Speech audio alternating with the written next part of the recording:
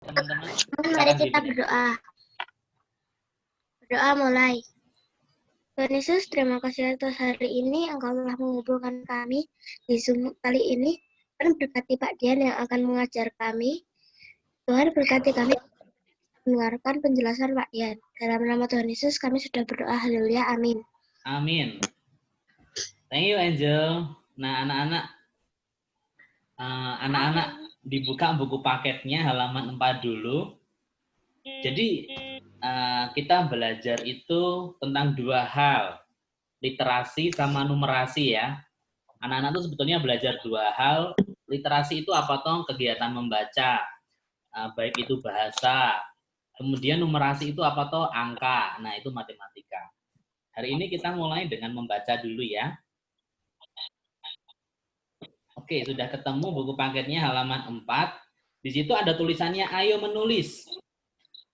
Kemudian banyak masyarakat yang menikmati teh. Akan tetapi, tahukah kamu tentang proses pembuatan teh?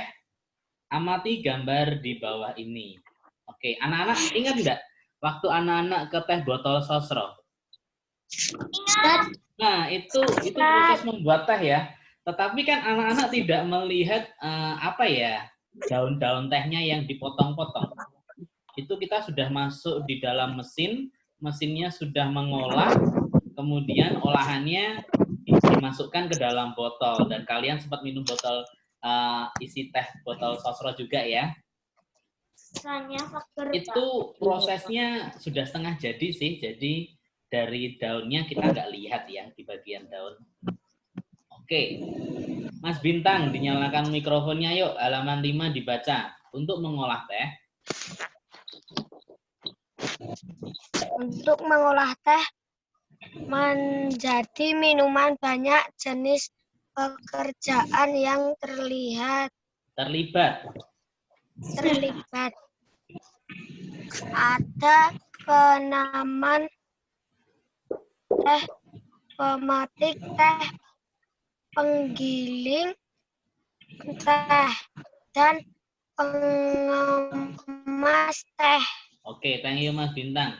Anak-anak, tema 4, ini bukunya Pak Dian ya. Judulnya itu berbagai pekerjaan. Iya kan? Jadi pekerjaan itu banyak sekali. Di buku paket ini pekerjaannya adalah petani teh. Nah, Pak Dian tunggu sebentar. Oh iya Mas Hafiz. Pak Dian Saya tetap lanjut. belum. Oke. Nah, Mas Hafiz sambil mengikuti ya. Nah, anak-anak, jadi gini. Pekerjaan ini saling berhubung satu dengan yang lain. Ada yang namanya petani. Pertama kan petani dulu ya, petani teh ya. Jadi petani itu harus menanam. Kemudian setelah dia memanam, dia memetik. Setelah dia memetik, dia jual hasil daun tehnya yang dipetik itu, pucuk tehnya. Kemudian nanti ada lagi pekerjaan yang dia menjadi penggiling daun teh. Hingga akhirnya teh botol sosro itu sebetulnya di pengolahan, di pengemasan. Diolah, dikemas dalam bentuk botol, dikemas dalam bentuk kayak bantal gitu. Apa ya, susu bantal. Pak Dian mengenalnya susu bantal. Atau kalian kenalnya dengan fruity. Tahu fruity ya?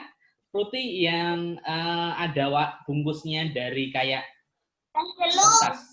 Nah, kemudian jadi teh celup. Ada yang dibungkus dari plastik, ada yang dibungkus dari kaca. Nah, itu macam-macam.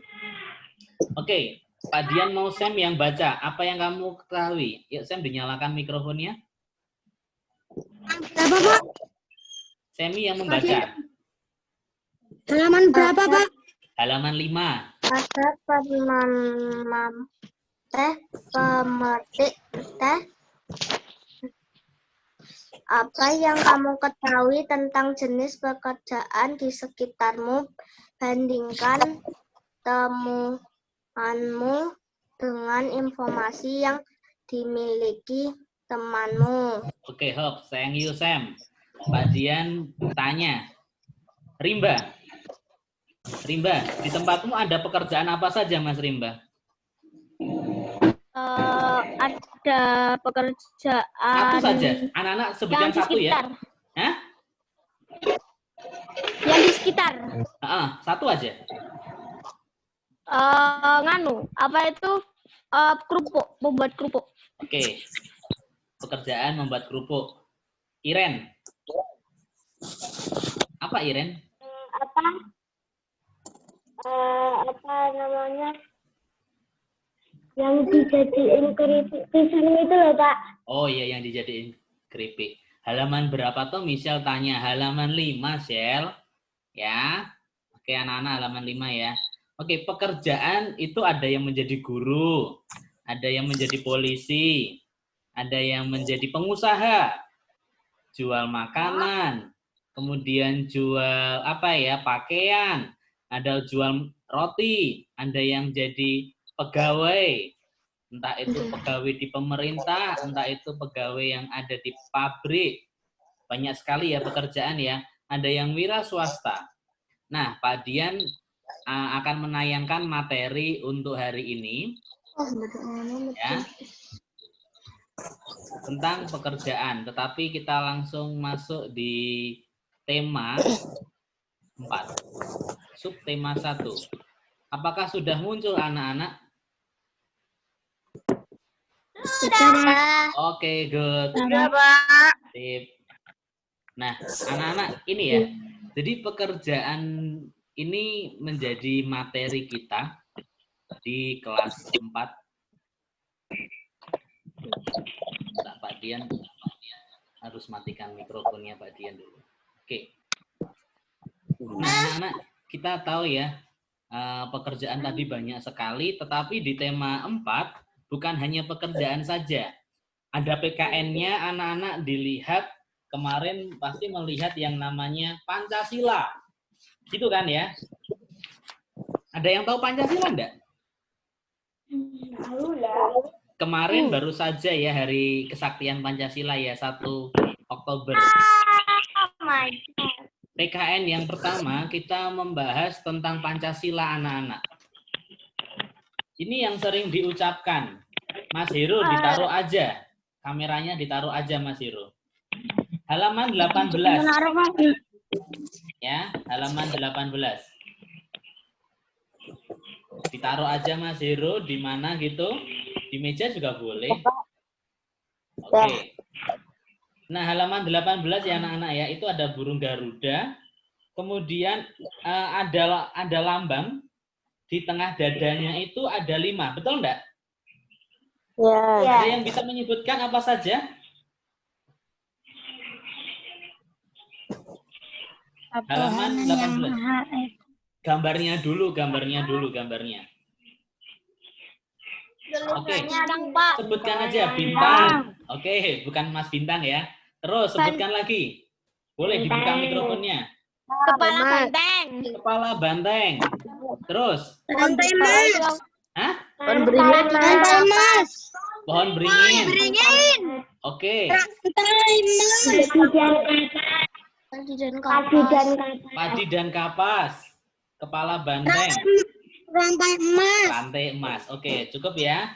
Kita bahas yang pertama yaitu sila pertama. Besok minggu depan kita bahas sila kedua ya. Hari ini sila pertama. Sila pertama itu bunyinya 3, 2, 1. Ketuhanan yang Maha Esa. Ya, ketuhanan yang Maha Esa. Dilambangkan dengan apa, ayo?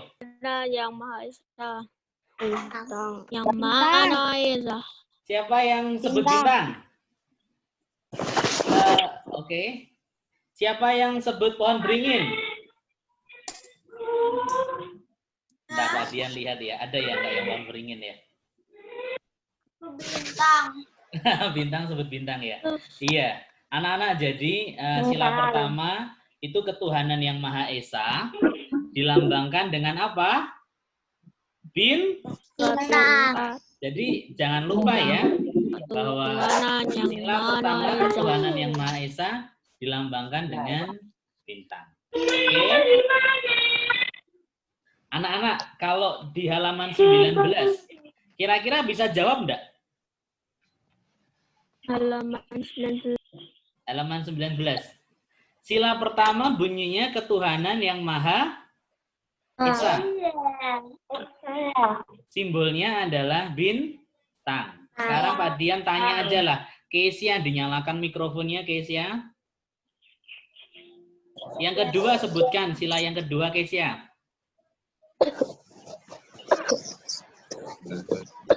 Keadilan sosial bagi seluruh rakyat Indonesia, Pak. Gimana? Keadilan sosial bagi seluruh rakyat Indonesia. Keadilan sosial itu sila yang kelima. Yang kedua coba. Loh.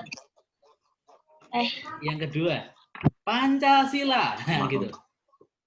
Kemanusiaan yang adil dan beradab. Good, kemanusiaan yang adil dan beradab. Itu kita bahas minggu depan.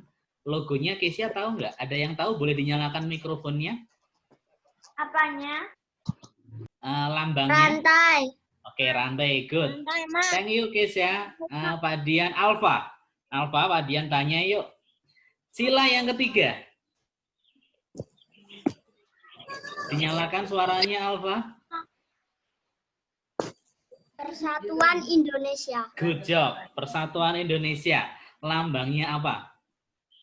Pohon beringin. Pohon beringin. Pak Dian tanya Arin nih. Arin. Yang keempat. Silanya sebutkan. Hanya dipimpin oleh hikmat kebijaksanaan dalam permusyawaratan perwakilan. Good. Kerakyatan yang dipimpin oleh hikmat dalam permusyawaratan perwakilan. Lambangnya apa hari ini? Lambangnya apa ya? banteng. Apa ya? Hah? Banteng. Iya, kepala banteng. Ellen terakhir. Kelima.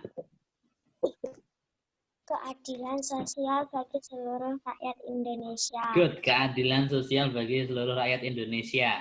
Gabriel, lambangnya apa Gabriel?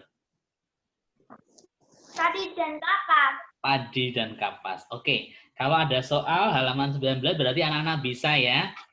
Nah, Pak Dian mau memperdalam tentang sila pertama dulu, yaitu ketuhanan yang Maha Esa, atau kita sebut sila pertama dengan lambangnya adalah bintang. Nah, anak-anak, sila pertama itu mengandung makna ya. Makna dari sila pertama kan ketuhanan yang Maha Esa. Berarti kita percaya adanya Tuhan. Betul enggak? Anak-anak percaya kan? Anak-anak punya Tuhan. Nah, Tuhan yang sama yang kita sembah juga. Nah, anak-anak kita punya agama, maka setiap yang ada di Indonesia harus beragama, harus percaya adanya Tuhan. Yang kedua, nah, setiap orang dibebaskan memeluk agamanya masing-masing. Oke, jadi setiap orang itu bebas memeluk agamanya masing-masing. Makna dari sila pertama. Kemudian, semua yang Tuhan berikan kepada kita itu harus dijaga. Ini yang penting. Ketuhanan yang Maha Esa. Tuhan itu memberikan banyak hal kepada kita, maka kita perlu jaga. Apa tuh yang perlu kita jaga? Kerukunan. Sama adiknya, sama kakaknya rukun enggak? Enggak. Sama mamahnya rukun enggak? Rukun. Oke, good. Rukun sama semua. ayahnya rukun enggak? Enggak, Pak. Kadang berantem. Oh, kadang berantem ya. Kadang sama ayahnya rukun enggak? Enggak. Ah, kok enggak? Harus rukun dong. Kan Tuhan memberikan kepada kita. Ingat, kadang. adik itu pemberian Tuhan kan? Orang tua juga Tuhan berikan. Sebelum kita ada, pasti ada orang tua dulu. Maka harus dijaga. Nah, toleransi antar umat beragama dan sesama umat beragama. Anak-anak itu harus menghargai siapapun yang ada di sekitar kita. Ya. Jadi kita harus punya toleransi. Toleransi artinya menghargai. Kalau kita punya teman yang di rumah dan agamanya berbeda dengan kita, waktu dia beribadah, biarkan dia beribadah. Begitu juga dengan waktu kita beribadah. Oke, boleh kita beribadah. teman-teman kita juga tidak akan ganggu. Nah, hari Minggu kan anak-anak juga sekolah Minggu ya, meskipun secara online, ya kan? Nah, waktu anak-anak sekolah Minggu, nah pasti teman-temannya nggak akan mengganggu anak-anak sedang sekolah Minggu. Ini Pak Dian tanya dulu nih, pada sekolah Minggu nggak di rumah? Sekolah. Oke, sekolah Minggu ya. Minggu. Aktivitasnya dikerjakan ya. Aku ke gereja. Oke, ya ada yang sudah ke gereja, ada yang online, tapi yang pasti anak-anak hari Minggu yang beragama Nasrani harus sekolah Minggu. Nah, anak-anak, selanjutnya contoh sikap kehidupan sehari-hari yang sesuai dengan Pancasila. Kira-kira apa ya? Kehidupan sehari-hari yang sesuai dengan Pancasila. Yang Beribadah. Iya, berdoa. Berdoa ketika memulai dan mengakhiri sesuatu. Sudah belum hari ini berdoa? Coba. Sudah belum? Belum. Iya Pak Dian, ini sudah tadi berdoanya dipimpin sama Angel. Iya, waktu belajar. Tapi waktu sebelum belajar, kalian di rumah bangun tidur, sudah belum sebagai orang yang percaya kepada Tuhan? Udah. Good. Setiap hari, Pak. Setiap hari. Setiap hari, good. Selamanya. Setiap hari harus berdoa. Sudah biasa kalau gitu, Pak. Oh, sudah biasa ya? Bangun tidur nggak berdoa. Bangun tidur harus berdoa ya? Good. Oke. Kalau Itu dulu aku penting. belum. Oke. Yang kedua, selalu bersyukur jika mendapat berkat. Sudah belum? Sudah. Sederhana loh. Bersyukur mendapat berkat itu gini. Hari ini kan kita diberi Tuhan udara yang segar. Itu berkat. Hari ini kita diberi Tuhan kesehatan yang prima. Itu berkat. Berarti kalau diberi Tuhan, kita mengucapkan apa? Terima kasih. Terima kasih. Terima kasih Tuhan Yesus, hari ini Tuhan sediakan berkat. Makanan itu juga berkat, betul enggak? Siapa yang hari ini sudah sarapan? Bikin kita kenyang. Ah, bikin kenyang. Siapa yang sudah sarapan? Bikin Oke, good. Mas Gemma angkat tangan. Belum.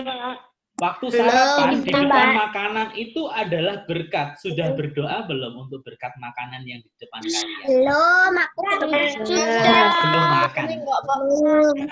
Oke. Saya minum susu, Makan, Pak. Minum susu kan, susu juga bagian dari sumber makanan ya. Iya, Minuman yang dan bergizi. Itu kan juga berkat. Ya bilang terima kasih dong. Minimal sama orang tua juga bilang dong, Mah terima kasih ya sudah dimasakkan. Loh, coba kalau mamanya nggak masak, makan dari mana kalian? Kan gitu. Oh my God. Ingat, berarti harus bilang apa sama mamanya? Sama ayahnya? Terima kasih. Bukan di sini loh, bukan di Zoom. Tapi nanti ya, ternyata kita tuh diberi makan ya sama orang tua ya. Kita harus bersyukur. Sama dipeluk, Pak. Ya, bersilaturahmi dengan sanak keluarga. Nah, saat ini kita nggak bisa pergi jauh-jauh dulu ya. Jadi lebih baik di rumah, jangan kemana-mana ya. Iya. Menghormati orang tua. Bagian dari sikap yang sesuai dengan Pancasila. Ya, kenapa? Karena orang tua adalah utusan Tuhan untuk menjagain kita. Selanjutnya adalah menghormati dan menghargai teman yang sedang beribadah. Percaya, pasti tadi Pak Dian sudah jelaskan ya. Itu adalah sikap-sikap kehidupan sehari-hari yang sesuai dengan Pancasila sila pertama. Sama.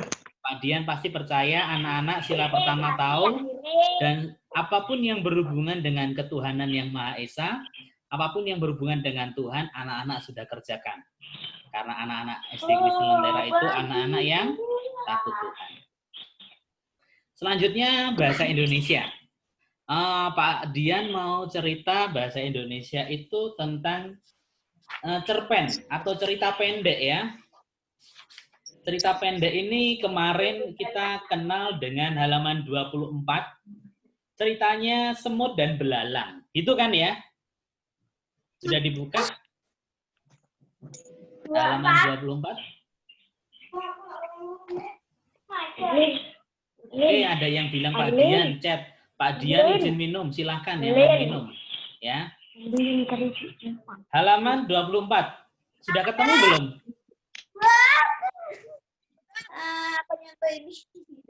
Tentang apa ceritanya di situ? Halaman 24? Semut dan belalang. Nah, semut dan belalang. Anak-anak, cerita itu dibagi loh ya. Ada bagian-bagiannya. Namanya adalah unsur intrinsik dalam cerita. Kita kenal dengan namanya unsur intrinsik dalam cerita. Ada yang namanya latar. Latar itu apa toh Pak Dian?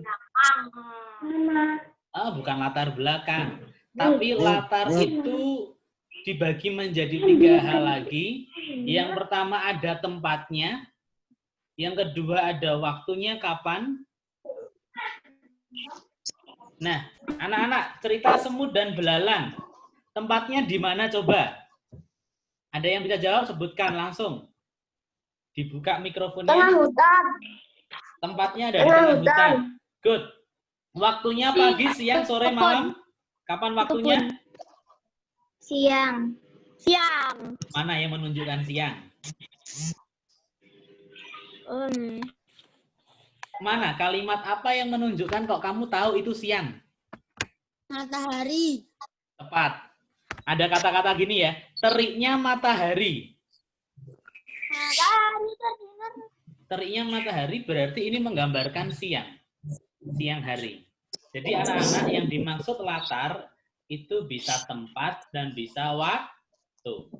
Tempatnya ada cerita tentang, misal Pak Dian cerita tentang Malin Kundang. Pernah dengar Malin Kundang? Orang anak yang durhaka ya sama orang tuanya ya. Malin Kundang dikutuk jadi batu. Itu latarnya di mana coba? Latarnya di mana? Pantai. Di pinggir pantai. Good. Nah, kalau waktu ini biasanya pagi-pagi hari mereka sedang bermain-main, atau waktu hari menjelang malam anak-anak mulai masuk ke dalam rumah. Nah, itu merupakan latar waktu ya. Jadi dari cerita, oh kita tahu ya. Nah, selanjutnya unsur yang selanjutnya adalah tokoh. Di sini tokohnya siapa coba? Semut sama belalang. Semut dan belalang. Semut dan belalang. Oke, good. Apakah anak-anak sudah membaca buku halaman 28? Sudah pernah dibaca belum buku ini? Belum. Hah? Belum. Nah, jadi ini nanti akan jadi bahan yang bagus, anak-anak bisa baca. Ceritanya tentang Ida. Minum. Boleh, yang minum silahkan minum, bisa ketikkan di chat ya. Nah, anak-anak cerita tentang Ida ini, Ida punya teman namanya Gugut. Tapi si Gugut ini maunya nyontoh Ida. Dia orang yang maunya mencontek, tetapi Ida anak yang pinter. Izin minum. Ida tidak mau memberikan contekan. Nah, ceritanya akan seperti apa? Anak-anak bisa membacanya nanti ya. Cerita tentang Ida dan Gugut, di mana Ida anak yang pandai, Gugut anak yang malas, maunya menyontek jawabannya Ida. Tapi Idanya nggak mau. Nah, anak-anak, tokoh itu dibagi menjadi tokoh itu atau orang, pelaku yang berperan dalam cerita ya. Tahu kan tokoh kan? Orangnya, pelakunya siapa? Dibagi menjadi 3. Yang pertama protagonis, yang kedua antagonis, dan terakhir itu tritagonis. Maksudnya gimana? Protagonis itu, anak-anak bisa catat ya, protagonis adalah tokoh yang baik. Protagonis apa? Tokoh yang baik. Tokoh yang baik, ya. Antagonis, berarti lawannya protagonis. Antagonis tokoh yang apa? Jahat. Tokoh yang jahat. Ingat, tokoh antagonis itu jahat, protagonis baik. Kemudian tritagonis, tokoh yang seperti apa tritagonis? Biasa. Seperti figura, sebagai tokoh pelengkap, ya. Jadi tritagonis dia tambahan, tokoh-tokoh tambahan, bukan pemeran utama. Amanat. Amanat ini ceritanya adalah pesan moral. Pasti di cerita itu ada yang ingin penulis sampaikan, betul? Nah, yang ingin disampaikan oleh pengarang atau penulis kepada pembaca itu disebut amanat. Oke, anak-anak tahu nggak ini gambar apa? Tanaman bakau. Tanaman bakau. Siapa yang pernah ke Mairokocho? Museum Mairokocho? Warna. Di Semarang, guys. Di Semarang itu ada tanaman bakonya ya. Jadi dia ini namanya tanaman bakau. Biasanya tumbuhnya di pinggir pantai. Dia nggak bisa di pegunungan karena dia harus hidup diberi tugas ya. Tuhan menciptakan tanaman bakau untuk mencegah yang namanya abrasi dan erosi. Apa itu Pak Dian? Nah, pentingnya tanaman bakau. Ternyata tanaman bakau itu penting ya. Bolehlah sekali-kali kalian besok kalau kondisinya sudah baik pergi ke pantai pinggir laut yang ada tanaman bakaunya. Di Semarang ada. Tapi besok nunggu dulu ya. Nah, pentingnya tanaman bakau yang pertama melindungi pantai dari erosi dan abrasi. Erosi abrasi ini beda. Erosi ini adalah pengkikisan tanah oleh air hujan. Kalau abrasi, tanahnya yang di pinggir pantai itu terkikis oleh air laut. Siapa yang pernah ke pantai? Oke, waktu ke pantai kalian kan menginjak pasir, betul? Ya. Waktu menginjak pasir, kemudian ada ombak, ombaknya datang gitu, kemudian ombaknya kembali lagi ke laut, masuk lagi. Waktu ombaknya masuk, pasirnya juga ikut masuk, betul enggak? Betul. Nah, terkikis kan? Ternyata yang kamu injak pinggir-pinggirnya sudah enggak, pasirnya sudah mulai berkurang. Nah, itulah abrasi. Ya. Pengkikisan tanah karena oleh air laut. Jadi kena ombak, biur. Sampai sana, kena kakimu, kamu kadang tenggelam. Nanti ombaknya kembali lagi ke laut. Kembalinya bukan hanya kembali kok, tapi juga kembalinya membawa pasir-pasir di sekelilingmu. Kadang ada juga anak yang terbawa oleh ombak laut, betul enggak? Ada kan? Ada. Nah, kenapa kok sampai terbawa ombak? Ya karena itu ombaknya menarik. Ini yang ditarik manusia, tapi kalau abrasi yang ditarik adalah tanah yang di laut. Selanjutnya, tanaman bakau ini untuk menahan rembesan air laut ke darat, ya. Jadi gini, ombak yang besar namanya tsunami, betul? Tsunami ini ada di Aceh, besar banget. Dia menggulung bahkan bisa sampai menggulung rumah. Nah, tapi kalau ombak di laut tidak sebesar tsunami, tetapi dia punya kemampuan untuk dia naik lagi ke permukaan yang lebih tinggi. Sehingga pohon bakau ini fungsinya untuk sebagai temboknya yang ada di pantai. Jadi nanti ombaknya ngantemnya adalah ngantem pohon bakau. Lihat, pohon bakau itu seperti ini anak-anak. Akarnya tinggi sekali. Ini akar loh. Jadi ombaknya datang, besar. Tapi yang terhantam adalah akarnya.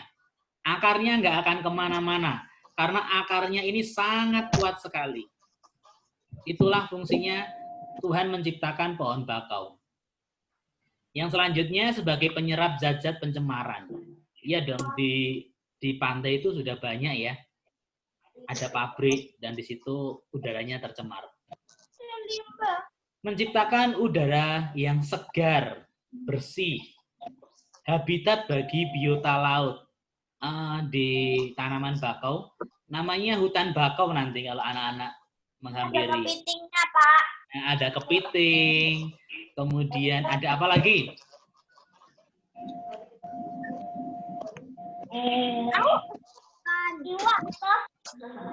Iwak cupang? Enggak ada iwak cupang. Iya.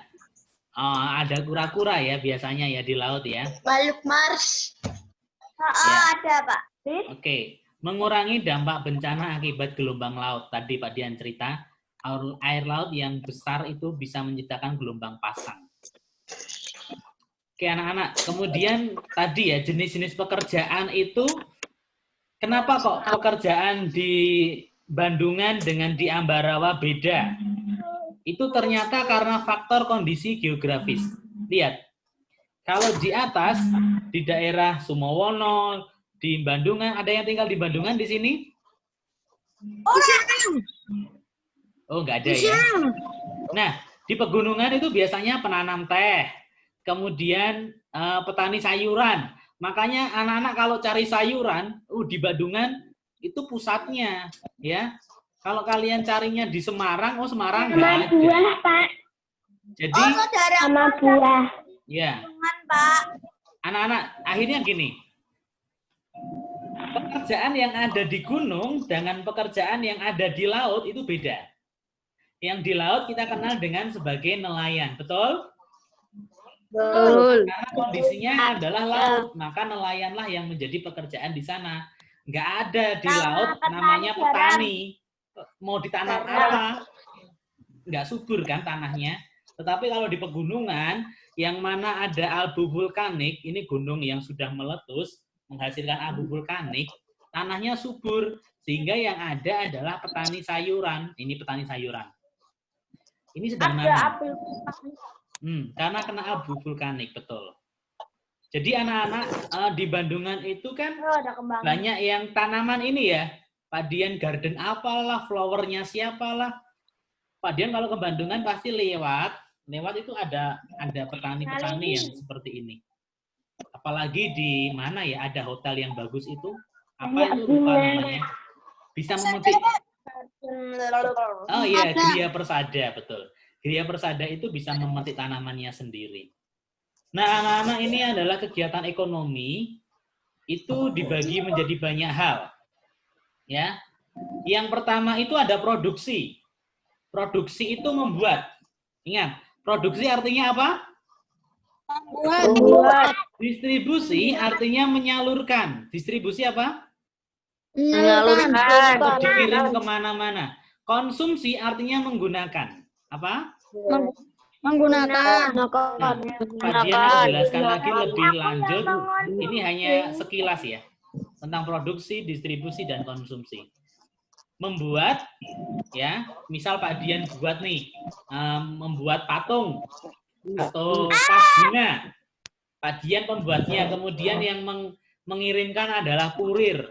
Kita kenal dengan GNT, kemudian Tiki, kemudian JNE. Kalau beli di Shopee itu loh, dia sebagai distributornya. Kemudian Shopee, Lazada, itu juga bagian dari yang namanya distribusi. Mereka nggak buat, tapi dia hanya menjual. Kemudian konsumsi itu siapa? Kita. Kita yang makan, kita yang menggunakan. Kitalah yang disebut dengan konsumsi. Nah, ini kegiatan ekonomi anak-anak ya. Nah, Pak Dian mau cerita yang terakhir, itu tentang karya seni 3 dimensi. Jadi karya seni 3 dimensi ini, karya seni yang memiliki panjang, lebar, volume. Ya, ada panjangnya, ada lebarnya, ada volumenya. Contohnya apa toh? Siapa yang di rumah ada vas bunga? Ya. Vas bunga merupakan karya seni 3 dimensi. Jadi yang ada bentuk-bentuknya, apa ya Ki ya? Karya seni 3 dimensi. Pernah nggak membuat ukiran dari sabun? Dibentuk dari sabun batangan itu kan, bukan sabun cair. Sabun batangan dibentuk, diukir, nanti menjadi patung apa gitu. Patung bola, patung ikan.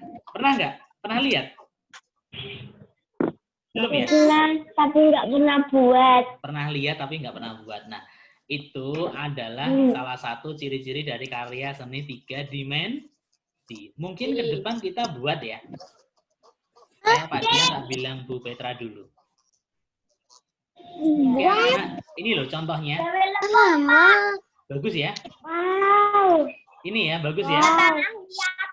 Dari tanah liat, betul. Jadi karya seni yang dibuat ada bentuknya. Bisa dilihat dari segi mana saja, depan, belakang, samping, kiri, kanan, semuanya bisa. Atas bawah. Atas, bawah. Oke. Pak Dian, cukupkan untuk ini? Yeay. Kita sudah belajar. Dan jangan lupa anak-anak, materinya Pak Dian taruh di dalam Google Classroom. Ya. Nanti Pak Dian akan jelaskan pakai video. TIK juga sama ya. TIK menggunakan Google Classroom. Oke? Yes. Kita berdoa ya untuk hari ini. Pak Dian akan pimpin di dalam doa. Mari kita berdoa. Tuhan Yesus, terima kasih Tuhan. Hari ini kami kelas 4B belajar bersama melalui Zoom. Ada teman kami yang tidak bergabung bersama kami Tuhan, tapi kami akan membagikannya melalui rekaman video. Berkati anak-anak yang hadir, semuanya dalam kondisi sehat, dan biarkanlah Tuhan sendiri yang terus menjagain kesehatan, begitu juga dengan orang tua yang bekerja, Tuhan tolong. Apapun yang diusahakan orang tua, Tuhan buat berhasil. Terima kasih Bapak, Engkau berikan kami kepandaian, kecerdasan, dan hikmat dari Tuhan. Dalam nama Tuhan Yesus, haleluya. Amin. Senyum dulu dong. 3, 2, 1. Oke. Gitu anak-anak, TIK-nya ada kelas baru. Ya, kalian masuk. Hari ini ada bahasa Jawa. Bahasa Jawa, materinya sudah Pak Dian taruh, tematiknya juga. Ada yang belum bisa Google Classroom? Sudah, goodbye. Oke. Goodbye semuanya. Boleh keluar. Dadah.